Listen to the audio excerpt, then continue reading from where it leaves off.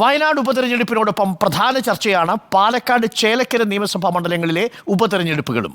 പാലക്കാട് കോൺഗ്രസിന് സസ്പെൻസ് സ്ഥാനാർത്ഥി വരുമെന്നാണ് ആർ റോഷിപ്പാൽ റിപ്പോർട്ട് ചെയ്യുന്നത്. നടൻ രമേശ് പിഷാരടി സ്ഥാനാർത്ഥിയായേക്കുമെന്ന് സൂചനയുണ്ട്. യൂത്ത് കോൺഗ്രസ് സംസ്ഥാന അധ്യക്ഷൻ രാഹുൽ മാങ്കൂട്ടത്തിലിന്റെ പേരും സജീവ പരിഗണനയിലുണ്ട്. ആർ റോഷിപ്പാൽ ചേരുന്നു കൂടുതൽ വിവരങ്ങളുമായി. R Roshipal, very good morning. എന്തായാലും പാലക്കാട് ഒരു സസ്പെൻസ് സ്ഥാനാർത്ഥി വരും എന്നാണ് റോഷിപ്പാൽ റിപ്പോർട്ട് ചെയ്യുന്നത്. അതിൽ റോഷിപ്പാലിൻ്റെ സസ്പെൻസ് ഇന്നിപ്പോൾ കേരളം ചർച്ച ചെയ്യാൻ പോകുന്നത്, പിഷാരടിയുടെ പേര് ആദ്യമായി പറയാൻ പോകുന്നത് ഒരുപക്ഷെ റോഷിപ്പാൽ ആയിരിക്കും. അപ്പോൾ പിഷാരടിയെ സജീവമായി പരിഗണിക്കുന്നുണ്ടോ, അതല്ല രാഹുൽ മാങ്കൂട്ടത്തിൽ വരുന്നതിന് മുമ്പുള്ളൊരു സെറ്റിംഗ് മാത്രമാണോ ഈ രമേശ് പിഷാരടി? അരുൺകുമാർ, പാലക്കാട് മാത്രമല്ല ചേലക്കരയിലും UDF-നെ സംബന്ധിച്ചിടത്തോളം, കോൺഗ്രസിനെ സംബന്ധിച്ചിടത്തോളം ഈ വരാനിരിക്കുന്ന നിയമസഭാ ഉപതെരഞ്ഞെടുപ്പുകൾ വളരെ പ്രധാനപ്പെട്ടതാണ്. കാരണം സംസ്ഥാനത്ത് UDF തരംഗം നിലനിൽക്കുന്നുവെന്ന് ബോധ്യപ്പെടുത്തണമെങ്കിൽ ഈ രണ്ട് ഉപതെരഞ്ഞെടുപ്പുകളിലും കോൺഗ്രസിന് UDF-ന് വിജയം ഉറപ്പിക്കേണ്ടി വരും. അതുകൊണ്ട് തന്നെ പാലക്കാട് മണ്ഡലം ഷാഫിയുടെ പിന്തുടർച്ചക്കാരൻ ആരായിരിക്കുമെന്ന ചോദ്യമായിരുന്നു. ഏറ്റവും ഒടുവിലത്തെ നിയമസഭാ തെരഞ്ഞെടുപ്പിൽ വാശിയേറിയ മത്സരം നടന്നാണ് ഷാഫി പറമ്പിൽ പാലക്കാട് നിന്നും കരകയറിയത്. അതുകൊണ്ട് തന്നെ ഈ തവണ ഒരു പരീക്ഷണത്തിന് കോൺഗ്രസോ UDF-ഓ തയ്യാറാകില്ല. കാരണം BJP കടുത്ത വെല്ലുവിളി ഉയർത്തുമെന്ന ആത്മവിശ്വാസമുണ്ട്. ഈ സാഹചര്യത്തിലാണ് സിനിമാ താരം കോൺഗ്രസ് സഹയാത്രികനായ രമേശ് പിഷാരടിയുടെ പേര് സജീവമായി ചർച്ചയിലേക്ക് വരുന്നതും കോൺഗ്രസിന്റെ ദേശീയ നേതൃത്വം അടക്കം ആ കാര്യം പരിശോധിക്കുകയും ചെയ്യുന്നത്. കാരണം രമേശ് പിഷാരടി ഒന്ന് പാലക്കാട് സ്വദേശിയാണ്.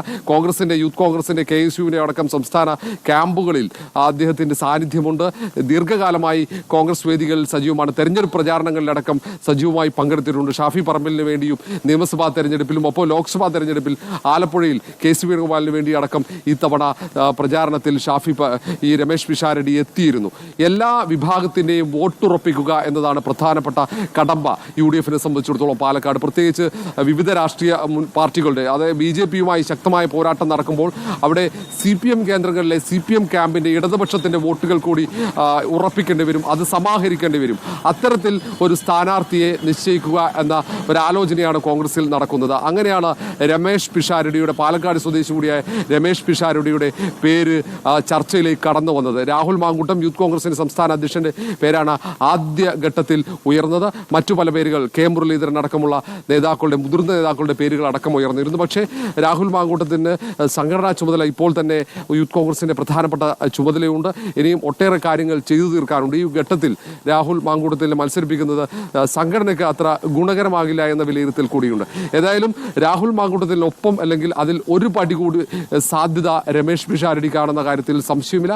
അതിൽ വിജയ സാധ്യതയാണ് പ്രധാന മാനദണ്ഡമായി സ്ഥാനാർത്ഥി. രമേശ് പിഷാരടിയുടെ പാതിയുണ്ടല്ലോ ധർമ്മജൻ ബാലുശ്ശേരിയിൽ പരാജയപ്പെട്ടിരുന്നു. അപ്പോൾ അത്തരത്തിലൊരു ചരിത്രം കോൺഗ്രസിന്റെ മുന്നിലുണ്ട്. അപ്പോൾ രമേശ് പിഷാരടി പാലക്കാട് മത്സരിക്കാൻ വരുമ്പോൾ ഇത്തവണ BJP സ്ഥാനാർത്ഥി ആരായിരിക്കും എന്നുള്ളതും പ്രധാനപ്പെട്ട ചോദ്യമാണ്. ഇഞ്ചോടിഞ്ച് പോരാട്ടമായിരുന്നു കഴിഞ്ഞ തവണ ശ്രീധരനും ഷാഫി പറമ്പിൽ നടത്തിയത്. രമേശ് പിഷാരടിക്ക് മറുഭാഗത്തെ വോട്ടുകൾ കൂടി കിട്ടണം, അതായത് ഇടതുപക്ഷ പാളയത്തിലെ വോട്ടുകൾ കൂടി കിട്ടിയാലേ കോൺഗ്രസ് സ്ഥാനാർത്ഥിക്ക് അവിടെ വിജയിച്ചു വരാൻ കഴിയൂ. അതിനുള്ള ശേഷി രമേശ് പിഷാരടിക്കുണ്ട് എന്നാണോ കോൺഗ്രസിന്റെ വിലയിരുത്തൽ?